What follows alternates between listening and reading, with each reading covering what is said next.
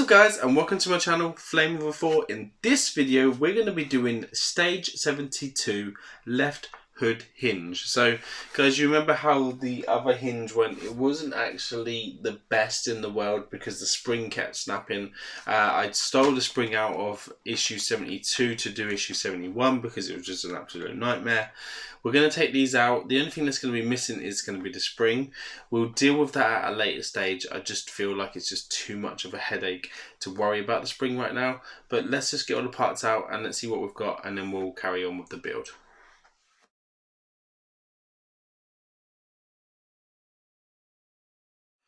So guys, all our pieces are now out. The only thing you're not going to get to use is going to be this panel here. So just pop that out of the way somewhere safe. It's nice and painted to keep it secure. You will need to go grab the hood from the previous issues that we just did because we're going to be attaching the hinge onto this, and then we're going to be affixing that to the vehicle itself. With it standing up and it staying up, I don't know if that's going to happen because obviously we only have one spring which we stole out of this set, and I still haven't got in touch with the company to even try and get a replacement yet. And I don't know whether I'm just going to be able to just get these springs myself or whether they're going to see the fault, because a lot of other people have had the problems and maybe just supply us just the spring itself. I don't know. So anyway, we'll carry on with the build. Right, so figure A is what it wants us to create in this section. So what we need to do, we need to take 72C. 72C is going to be this section here. And what we need to make sure is that these two holes on this side are the ones we're going to be building off. So we'll just pop it down there like so. We need to take what they call 72F, and that will sit on that section like so. And then we need to take 72D, which is going to be this longer fan piece, which looks like this. And what that's going to do is that's going to just sit on here and be attached in there with a BM screw as well. So we need two BM screws to hold that on. We'll go pop those on, guys, and we'll be back in just a sec. So guys, once you have that section into place, you should have something that looks like figure A, and figure A looks a little bit like this. This might need to be done up a tiny bit more, but you kind of get the gist of how it all goes together, and this is the way round that they go. We now need to add on to the end of here with another BM screw. We need to add on 72E, and if I just do it around this way and then hold it onto there, I can kind of give you an idea of how it will go. So that this needs to sit on there like so. And as I said, these are all die cast metal, so this is really nice how they're not just plastic and skimping. It's all metal all the way through, and it's just going to be such an incredible build once it's built. So I'm going to quickly pop a BM screw in there. Won't take long. We'll be back in just a sec.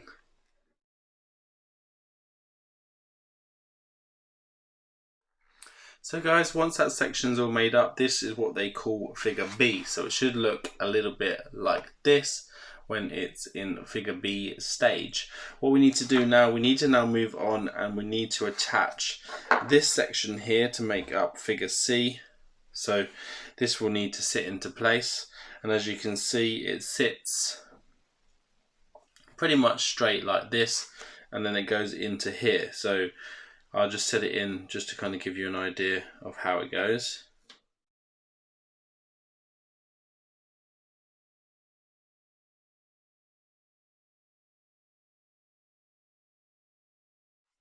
So guys, when you have the last figure together, you should have the main section in there. So, let me just get my arm off this. So if I say, well, this is 72B, which is that bigger section, sits inside under there. And then you need to connect 72G, which is this section, with a QM screw, which is a long screw that goes through the middle of there, into that bracket, and then which goes through 72D, and then it goes into 72B. Once you've done that and you've lined them up with the arrows that are on there, there are two arrows in place. You just need to pull that down, and then that will just affix in that hole there. And then once you've put the screw in there, which is another QM screw, then you have the hinge. Pretty much what you would do next is put that spring on, but we don't have it. So I'm just going to quickly go pop this QM screw in, and then we'll have a look at what it looks like before we tackle the spring situation.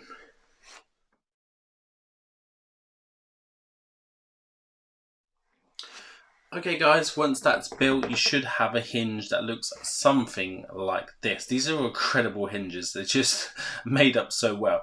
They're obviously missing the spring that goes between here and onto there. We do not have it. If you were going to put it on, all you need to do is just lift this up and then pop the spring on there, and then you can push it back down again. It's probably best to just put your hand in there and then just push it. But it obviously would be a lot tighter because it would have the spring on, so it will go down a lot easier. But because we don't have the spring, we're just going to use our hand for now until we figure that section out. Right, so now you've got your spring all built. What we need to do now is we need to attach it to the bonnet itself along with the other one. And as we did on the last one that we were working on, we need to just do it in a way, just laying it on the magazine so it doesn't damage it, to lift this up. So what you want to do is you want to lift the whole mechanism up out of the way, because you won't be able to get to the screws that you need to get to with it being there like it is. And then you just need to figure out what way around it goes. So it goes where the flat side, not the pointy side, will just sit in place. And then that should sit in there nicely, just like that. So basically the spring mechanism is on the inside, which we don't have on this one. And then we just need to pop 2 RM screws in. We'll go do that and then we'll show you where those are as soon as we're back.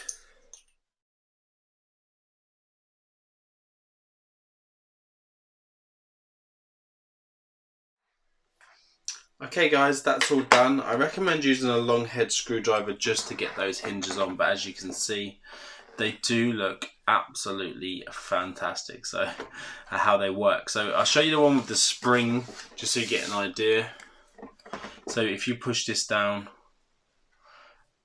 like so, clicks into like that, and then when you lift it back up again, springs up. But this would do the same on this side, but obviously it doesn't have the spring, but it gives you an idea. It goes down and then it lifts back up again to hinge out, which is actually pretty cool. I do like how that works. Right, so I think the next thing we get to do is actually attach it to the vehicle itself. We need to use DM screws to hold this on, and it says to do it while it's flat, but what we'll do is we'll push it all down so it is flat and in place. You will need to lay it on something. I'm probably just going to lay it on the magazine for now. And it says to do it in situ like this, and we're going to be using the DM screws. So you will need to take the body and turn that upside down and lay that somewhere it doesn't get damaged. And then what it's asking us to do is just to lay that up inside. So we need to sit the bonnet up inside. We just need to make sure everything lines up. There you go. And then it says for us to put in some DM screws. They just go, I'll show you where they go in a second. I hope it lines up nicely.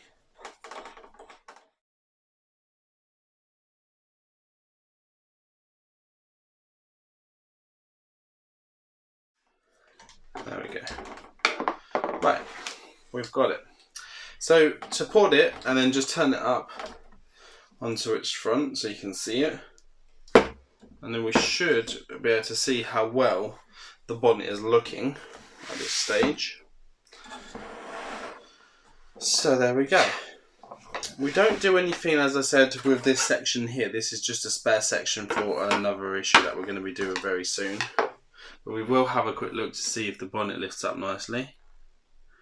So that spring mechanism definitely sits up in situ really nicely, and it holds the bonnet up. Even with one spring, as you can see, the bonnet is held up pretty easy without 2. So, and you can see where the spring goes just inside there, so it's not difficult to do if you need to do it at a later date. And it does recommend doing it while the hinge is fully up, because it's smaller and it's easier to put the spring on, and then it stretches out. The more it goes down, it stretches out. So yeah, I think that looks pretty cool. We'll do, see if we can leave it mid, wherever we really want to. Lining up wise, it seems like the lining up is really good. It seems like that it's going into there where it's meant to, into the channel, so it seems fine so far. So far so good on this. It says this is what the assembled piece should look like. So once you've got the bonnet like that, and then you will have this piece left over. This is what is in the next one to go in here, and then you've got the bonnet done. So that's what we get to do in this issue. We will be again doing some more in the next one.